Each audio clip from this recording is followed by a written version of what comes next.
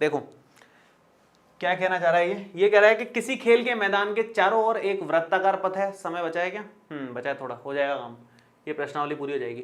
किसी खेल के मैदान के चारों ओर एक वृत्ताकार पथ है।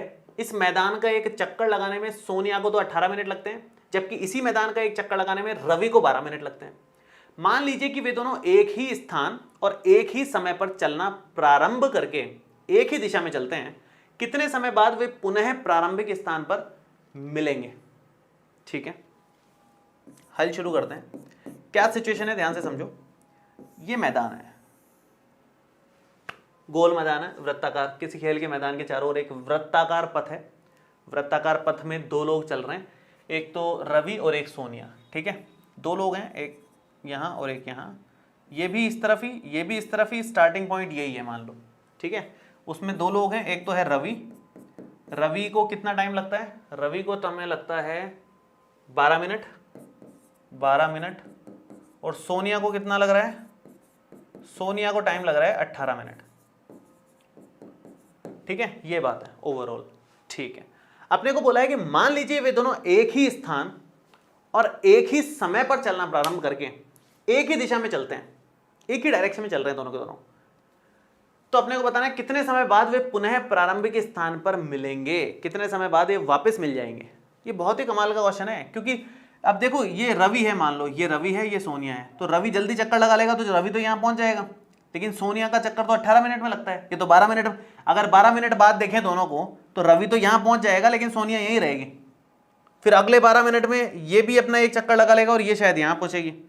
फिर अगले 12 मिनट में, मतलब कहने का मतलब ये है कि आगे पीछे घूमते रहेंगे। तो ये कब वापस से इसी पॉइंट पर आकर के मिलेंगे, ये अपने को बताना है। तो काफी इंटरेस्टिंग क्वेश्चन हो गया ये। ठीक है, तो ऐसा मान लेते हैं। अब इसको करें कैसे? कैसे पता चले इसमें एलसीएम आएगा, एचसीएफ आएगा, या कुछ और ही कंसेप्ट है? ये कैसे पता चले? एक तो तरीका ये है कि रट लो कि भाई ये तो क्वेश्चन है, इसमें तो एलसीएम आता है। एलसीएम निकाला, 12 और 18 का एलसीएम निकालने में कितना टाइम लगेगा? 2 मिनट मैक्सिमम बता रहा हूं मैं। उससे भी कम टाइम में 12 और 18 का एलसीएम निकाल दोगे आप और वो आंसर लिख दोगे। लेकिन लॉजिक क्या है? मेन मुद्दा है लॉजिक का। लॉजिक बहुत इंपॉर्टेंट है, लॉजिक बहुत इंपॉर्टेंट है। ध्यान से समझो इसका लॉजिक क्या है। मान लो, माना एन चक्कर बाद, एन चक्कर के बाद दोनों प्रारंभिक स्थान पर मिलते हैं। प्रारंभिक स्थान पर, प्रारंभिक स्थान पर मिलते हैं, मिलते हैं। ठीक है, मान लो एन चक्कर लगा रहे हैं दोनों। ठीक है, ठीक है, ठीक है, एन चक्कर लगा रहे हैं। तो एन चक्कर लगाने में रवि को कितना टाइम लगेगा? रवि का टाइम, रवि टाइम, मतलब मैं हिंदी में लिख देता हूं, भले इंग्लिश में मेरे बार बार लिख रहा हूं यहां पर, आज पता नहीं क्यों। आप लिखो यहां रवि को कितना समय लगेगा? रवि समय चक्कर लगाने में, ध्यान से समझना एक बार। रवि को एक चक्कर लगाने में 12 मिनट लगते हैं। मैंने गलत लिख दिया यहां पर यार। एन चक्कर के बाद थोड़ी मिलेंगे, चक्कर तो दोनों के अलग अलग होंगे। एन मिनट के बाद मिल जाएंगे, ये कर लो। या ऐसा लिखो कि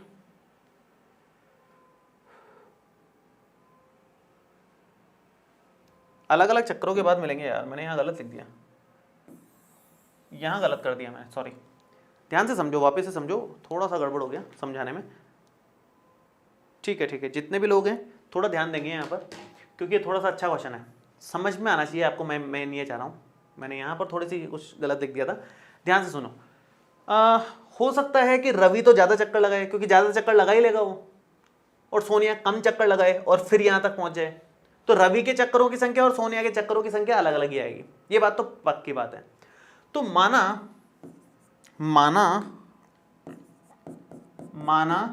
रवि x चक्कर तथा सोनिया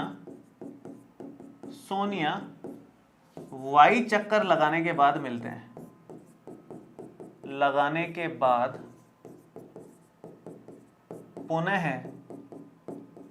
पुनः प्रारंभिक स्थान पर मिलेंगे। प्रारंभिक स्थान पर मिलते हैं, मान लो, ठीक है। रवि x चक्कर लगा रहा है, सोनिया y चक्कर लगा रही है। तो रवि को कितना टाइम लगेगा? रवि का समय, रवि को x चक्कर लगाने में टाइम कितना लगा? रवि का अगर समय आप कैलकुलेट करोगे तो ध्यान से सुनो, एक चक्कर लगाने में इसको 12 मिनट लगते हैं, तो x चक्कर लगाने में कितने मिनट लगेंगे? 12x मिनट लगेंगे। जैसे एक चक्कर लगाने में 12 मिनट लग रहे हैं, तो दो चक्कर में 12 गुणा 2 24 मिनट लगेंगे। तो x चक्कर लगाने में 12 गुणा x मिनट लगेंगे, 12 गुणा x मिनट लगेंगे इसको, ठीक है। अब इधर देखो, सोनिया एक चक्कर लगाने में 18 मिनट ले रही है और सोनिया y चक्कर लगा रही है। टोटल एक चक्कर के 18 मिनट है, टोटल y चक्कर है। तो सोनिया को कितना टाइम लगेगा? सोनिया को जो टाइम लगेगा, सोनिया का जो समय है वो हो जाएगा 18y मिनट, 18y मिनट, क्योंकि एक चक्कर के 18 मिनट लगते हैं तो y चक्करों के 18y मिनट लगेंगे। ये 12x मिनट लग रहे हैं इसको, तो इसको 18y मिनट लग रहे हैं। अब ध्यान से सुनो भाई, जैसे भी चल रहे हैं ये एक दूसरे के आजू बाजू, पीछे, ऊपर नीचे, लास्ट में मिले जाएंगे। तो अभी 10 बजे ये चलना शुरू करे, मान लो 11 बजे तक ये वापस से यहां पर मिल जाएंगे, कितने भी चक्कर लगाने के बाद में। रवि ज्यादा चक्कर लगा लेगा, सोनिया कम चक्कर लगा लेगी, 1 घंटे बाद मान लो ये घूम फिर करके यहां मिल गए। तो भाई मिलने का टाइम तो सेम ही है ना, दोनों ने सेम टाइम पे शुरू किया है, तो एंड भी मिलेंगे तो सेम टाइम पे ही। रवि का जो टाइम होगा और सोनिया का टाइम होगा मिलने का, वो तो सेम ही है, क्योंकि दोनों शुरू सेम टाइम पे कर रहे हैं, बस आगे पीछे चल रहे हैं, कोई आगे बढ़ रहा है कोई पीछे बढ़ रहा है, लेकिन एंड तो एक ही टाइम पे होगा, तो दोनों का टाइम तो सेम ही है। कहने का मतलब 12x जो है वो बराबर है 18y के, ये कहना चाह रहा हूं मैं। 12x और 18y बराबर आ रहा है। अब इसका मतलब क्या हुआ? इसका क्या मतलब है, क्या चीज है ये 12x और 18y बराबर कैसे हो रहे हैं, या ये बराबर हो रहे हैं, तो इसका क्या मतलब है? इसका ये मतलब है कि 12x और 18y बराबर हो रहे हैं, तो ये किसी संख्या के बराबर होंगे, ये कुछ संख्या के बराबर होंगे ना। 12x 18y ये कोई संख्या होगी। तो ध्यान से समझो इस चीज को, इस चीज को बहुत ध्यान से समझने की बात है कि ये 12x ये संख्या है, 18y भी ये सेम ही संख्या है। इसका मतलब इस संख्या को 12 से भी डिवाइड दिया जा सकता है, 18 से भी डिवाइड दिया जा सकता है। मतलब अगर आप इसको ऐसे लिखो, 12x बराबर संख्या, ये बहुत कंसेप्चुअल बात बता रहा हूं मैं, बहुत ज्यादा डीप में जाकर के बता रहा हूं आपको। तो x बराबर कितना आ रहा है? संख्या बटे 12, और x कुछ ना कुछ है ही, x तो कुछ है ही, x चक्करों की संख्या है, तो 12 संख्या को 12 से डिवाइड देंगे तो x आएगा, मतलब संख्या को 12 से भाग दिया जा सकता है, जा रहा है भाग। और ऐसे ही इस संख्या को 18 से भी भाग दिया जा सकता है, 18 का भी मल्टीपल है। या ऐसे नहीं समझो तो आप इस चीज को ऐसे समझ लो, इसको हटाओ, चलो ये छोड़ो आप, ये जो भी संख्या है, ये जो भी संख्या है ये किसी संख्या के बराबर है, तो ये जो भी संख्या है ये बेसिकली 12 का भी गुणज है और 18 का भी गुणज है, क्योंकि ये संख्या 12 गुणा x भी है और यही संख्या 18 गुणा y भी है। मतलब ये 12 का भी गुणज है, 18 का भी गुणज है, लीस्ट कॉमन मल्टीपल आ जाएगा 12 और 18 का। LCM का मतलब क्या होता है? Least common multiple. अगर इंग्लिश में इसको पढ़ें तो लीस्ट कॉमन मल्टीपल आएगा किसका? 12 का और 18 का, और वो LCM ही होता है। 12 का भी मल्टीपल आ रहा है, 18 का भी मल्टीपल आ रहा है, यही है ना। 12 का भी गुणज है, 18 का भी गुणज है, तो लघुत्तम समापवर्तक यही होता है, लीस्ट कॉमन मल्टीपल। 12 और 18 का न्यूनतम गुणज जो बनेगा दोनों का एक साथ, वो ये संख्या आएगी, और वो संख्या LCM, मतलब नाम से समझ में आ रहा है LCM लेना है इसका। तो 12 और 18 का बेसिकली लेना LCM ही है, लेकिन LCM क्यों लेना है वो मैंने यहां पर बताया कि भाई रवि हो सकता है x चक्कर लगा कर मिल रहा हो, सोनिया हो सकती है y चक्कर लगाने के बाद मिल रही हो, है ना। अब रवि को एक चक्कर लगाने में 12 मिनट लग रहे हैं, तो वो x चक्कर लगाने में उसको 12x मिनट लग जाएंगे। सोनिया को एक चक्कर लगाने में 18 मिनट लगते हैं, ज्यादा टाइम लगता है, तो मान लो y चक्कर लगाने में उसको 18y मिनट लग जाएंगे। अब ऑब्वियसली वो मिलेंगे तो सेम टाइम पे ही, स्टार्ट सेम टाइम पे किया है, मिलेंगे भी सेम टाइम पे, तो दोनों का टाइम तो सेम ही है ना। बेसिकली दोनों एक एक घंटे ही तो घूम रहे हैं, लिखा अलग अलग तरह से, उस चीज को लिख ही सकते हैं, उसमें तो क्या बात है। जैसे अगर मैं 12 को लिखना चाहूं तो 4 गुणा 3 भी लिख सकता हूं, और 12 को ही मैं लिखना चाहूं तो 6 गुणा 2 भी लिख सकता हूं। तो वैसे ये दो अलग अलग तरह से लिखी हुई है सेम समय ही। तो इसका मतलब ये 12x और 18y कोई एक संख्या है, ऐसी संख्या है जो 12 गुणा x भी है, 18 गुणा y भी है। मतलब इस संख्या को ध्यान से देखें तो ये 12 का गुणज भी है, 18 का गुणज भी है, तो कॉमन मल्टीपल है 12 का भी और 18 का भी, मतलब 12 का भी गुणज 18 का भी गुणज, ये एलसीएम ही तो होता है। एलसीएम का मीनिंग यही है, लघुत्तम समापवर्तक का मीनिंग यही है। तो यहां पर बेसिकली आपको एलसीएम ही निकालना है।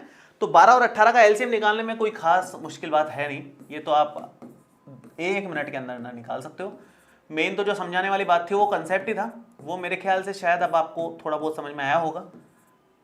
आप एक बार वापस देख लेना, इसको मैंने 2 बार समझाया है, लेकिन फिर भी एक बार देख लेना, क्योंकि ये बहुत अच्छा कंसेप्ट है। एकदम से समझ में नहीं आता बहुत बार कुछ बच्चों को, लेकिन कंसेप्ट बहुत डीप में है, समझोगे तो बड़ा इंटरेस्टिंग लगेगा आपको। देखो एलसीएम निकाल रहा हूं मैं, 12 को क्या लिखोगे आप, 2 यहां पर 2 बार दिख रहा है और 3 तो एक ही बार है। 18 को क्या लिखोगे आप, 3 आपको 2 बार दिख रहा है इस बार। तो अब अगर आपको इसका एलसीएम लेना है तो कितना आ जाएगा, 2 भी है 3 भी है, दोनों लेने हैं और अधिकतम घातों के साथ लेने हैं। तो 4 गुणा 9, 9 चौक 36 मिनट, 36 मिनट के बाद वो मिल जाएंगे वापस से उसी स्थान पर। और उस 36 मिनट में देखो कितना होगा ये, 36 मिनट में रवि तो लगा लेगा 3 चक्कर, सोनिया लगा लेगी 2 चक्कर। तो रवि लगा लेगा 3 चक्कर, तो टाइम इसका हो गया 12 गुणा 3, और सोनिया लगा लेगी 2 चक्कर, इसका मतलब ये 18 गुणा 2 हो गया ना। देखो ये जो लिखा है दोनों का समय तो सेम ही आएगा ना।